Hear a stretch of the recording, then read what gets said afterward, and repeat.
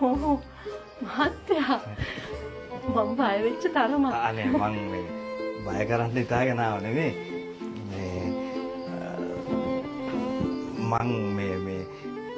මං ඇයි? නෑ මේ මං මෙහෙම කියන එක හරිද මන්දා?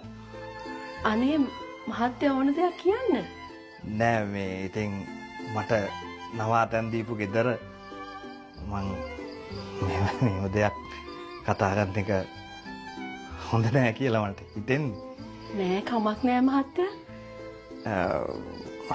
නිලමේ හොඳ මිනිස්සයා. මට ඉතින් නවාතැනුත් දුන්නනේ හෙව් එකේ මම මේ අනේ යා ගැන නම් කතා කරලා වැඩක් නෑ මහත්තයා. හැමදාම ඔහොම තමයි. රෑ වෙලා එනවා. ඔහොම නිදා ගන්නවා. ආයි උදේට යනවා. දරුවෙක් මාළෙක්වත් හිටියනම් ඉතින් ඉවසගෙන ඉන්න තිබ්බා. ඕ මේ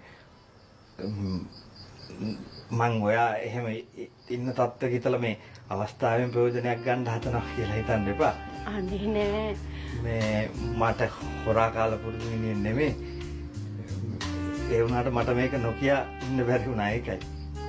මහත්තයා දැක්ක වෙලාවෙම මට හිතුණා මහත්තයා හොඳ කෙනෙක් කියලා. එහෙනම් මං ආයෙ මොකටද කියලා මං කියන්නද?